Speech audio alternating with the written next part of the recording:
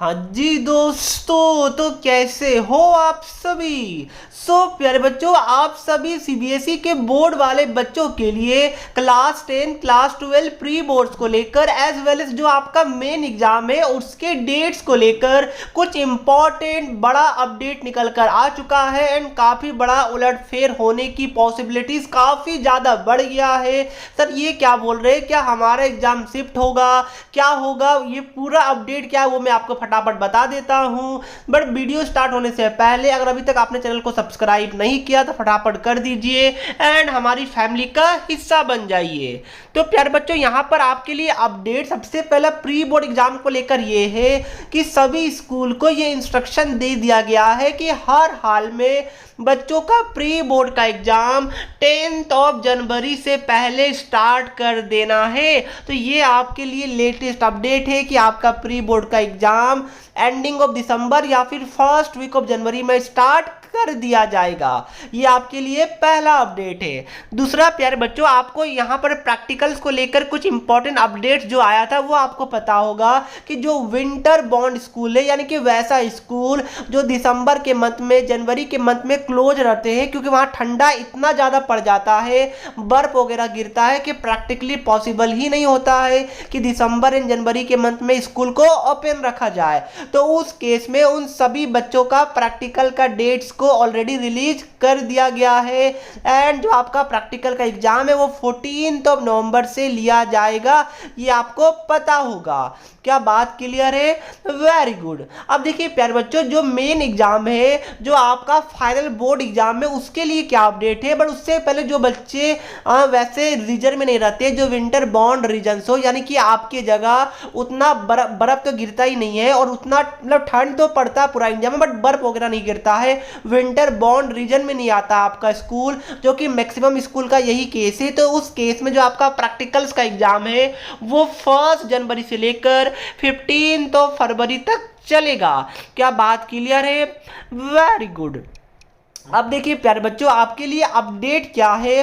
Update जो आपके लिए बोर्ड एग्जाम को लेकर है वो ये है कि जैसा कि सीबीएसई ने 15 फरवरी से एक सर्कुलर में बोला था कि आपका एग्जाम स्टार्ट हो जाएगा, फाइनल एग्जाम की मैं बात कर रहा हूं। बट आपको पता होगा कि इंडिया के अंदर इलेक्शंस को कितना ज़्यादा इंपॉर्टेंस दिया जाता है एंड आपको ये भी पता होगा कि 2024 के अंदर कितना बड़ा बड़ा इलेक्शंस होने जा रहा है। तो उस केस में जो इलेक्शंस का जो टेंटेटिव डेट है वो है आपका एंडिंग ऑफ मार्च से स्टार्ट हो जाएगा एंड अप्रैल में चलेगा। तो इस चीज़ को दिमाग में रखते हुए, क्योंकि आपको पता होना चाहिए कि जब भी इलेक्शंस होता है तो उस केस में स्कूल को कुछ दिनों के लिए सस्पेंड रखा जाता है। द रीजन इज वहां पर पोलिंग बूथ बैठाए जाते हैं जहां पर लोग जाके वोट दे सके, काफ़ी कुछ होता है, स्कूल के बसेस को कैप्चर किया जाता है और भी काफ़ी कुछ होता है। तो उस चीज़ को दिमाग में रखते हुए जो लेटेस्ट अपडेट आया है, जो सीबीएसई के एक्सपर्ट्स का कहना वो ये है कि सीबीएसई अब जो 15 फरवरी से एग्जाम स्टार्ट कर रहा है, पहले क्या होता था कि जो एग्जाम स्टार्ट होता था उसमें स्टार्टिंग में आपका वो सब्जेक्ट का एग्जाम होता था जो सब्जेक्ट कम बच्चे लेते थे, यानी कि माइनर सब्जेक्ट होता था। यानी कि ऐसा सब्जेक्ट लाइक आपका, अगर मैं बात करूं क्लास 10th वाले बच्चों का, तो लाइक अगर कोई रीजनल लैंग्वेज पेपर हो गया या फिर वैसा पेपर लाइक आपका आईटी वगैरह को तो मैं काउंट नहीं करूंगा, यानी वैसा पेपर जिसमें काफ़ी कम बच्चे ही एग्जाम देते थे। अगर मैं क्लास 12 की भी बात करूं तो काफ़ी सारा रीजनल लैंग्वेज पेपर है, काफ़ी सारा ऐसा पेपर होता था जो माइनर सब्जेक्ट होता था। माइनर यानी कि कम बच्चे देते वो सब्जेक्ट का एग्जाम, तो वो पेपर आपका मिड फरवरी से ही स्टार्ट होता था। बट अब सीबीएसई क्या ट्राई करेगा कि वैसा सब्जेक्ट जिसमें ज़्यादा बच्चे एग्जाम दे रहे हैं उन सभी बच्चों का पेपर 15 मार्च से पहले ही ख़त्म करवा दिया जाए, क्योंकि ये पॉसिबिलिटीज़ है कि 20 मार्च से इलेक्शंस का सारा चीज़ स्टार्ट हो जाएगा, जिसके कारण एग्ज़ाम लेने में काफ़ी डिफ़िकल्ट होगा। क्योंकि इंडिया में आपको पता होगा सीबीएसई बोर्ड हमारे एजुकेशन मिनिस्टर के अंतर्गत चलता है, तो वहाँ पे काफ़ी प्रॉब्लम देखने को मिलेगा। तो इसलिए दिमाग में रखिएगा कि जो अब आपका एग्जाम होगा उसमें जो मेन पेपर होगा वो आपका इनिशियली ही लेने का ऊपर प्लान चलेगा, यानी कि जो आपका डेट शीट बनेगा वो इसी अकॉर्डिंग बनाया जाएगा due to the general assembly election 2024। तो दोस्तों इस अपडेट को सुनने के बाद अब आपको अपनी प्रिपरेशन को और भी ज़्यादा बूस्टअप देना पड़ेगा, तो उसके लिए मैं आपको एक अच्छा सैंपल पेपर बुक सजेस्ट कर देता हूं। जैसा कि देख सकते हैं दोस्तों, ये एडुका जोन की तरफ से आने वाला सीबीएसई 10 सैंपल पेपर का लेटेस्ट बुक है, जो सीबीएसई के लेटेस्ट सैंपल पेपर के अकॉर्डिंग रिलीज किया गया है। एंड इसमें टोटल 10 सैंपल पेपर है एंड उसके सॉल्यूशन भी आपको इसके अंदर देखने को मिलेगा।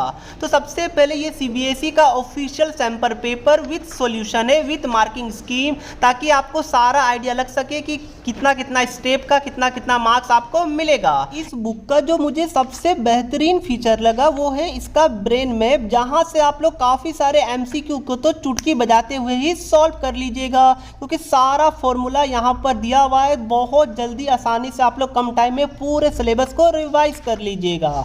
उसके साथ साथ यहाँ पर क्विक रिवीजन नोट्स भी दिया है ताकि आपको समझने में आसानी हो। तो यानी कि एक कंप्लीट पैकेज आप लोग समझ सकते हैं। अब मैं आपको कुछ सैंपल पेपर खोल के दिखा देता हूँ। लाइक आप जैसा कि देख सकते हैं, ये इनका पहला पेपर है जो सीबीएसई के लेटेस्ट सैंपल पेपर के पैटर्न के अकॉर्डिंग बनाया गया है, जहाँ पर सभी टाइप के क्वेश्चन आपको देखने को मिलेगा। एंड आपको स्टार्टिंग के 5 सैंपल पेपर के सॉल्यूशन भी है, प्लस रिमेनिंग सैंपल पेपर के सॉल्यूशन आपको इनके वेबसाइट में मिल जाएगा। प्लस आप देख सकते हैं जितने भी जो लेटेस्ट क्वेश्चन है कॉम्पिटेंसी बेस्ड क्वेश्चन वो इनके बुक में है, तो आपको बहुत आसानी से यहाँ से प्रैक्टिस हो।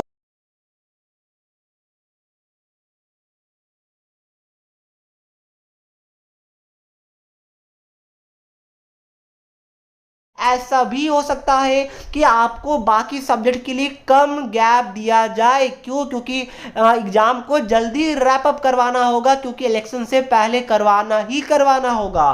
तो ये आपके लिए काफ़ी बड़ा अपडेट है। एक चीज़ आपको और पता होना चाहिए, मैं आपको बता दूं कि इलेक्शंस होता है। देखिए, ये तो आपके लिए थोड़ा सा बैड न्यूज़ टाइप है, बट गुड न्यूज़ टाइप क्या है वो ये है प्यारे बच्चों कि ये देखा गया है कि जब भी इलेक्शन होता है उस साल का जो रिजल्ट आता है वो आपका काफ़ी बेहतरीन आता है, यानी कि बच्चे को मार्क्स भी काफ़ी ज़्यादा अच्छे दिए जाते हैं। तो ये चीज़ को दिमाग में आप लोग रखिएगा। तो इसको एज अ नेगेटिविटी नहीं, एज अ पॉजिटिव भी कंसिडर करने का कोशिश कीजिएगा।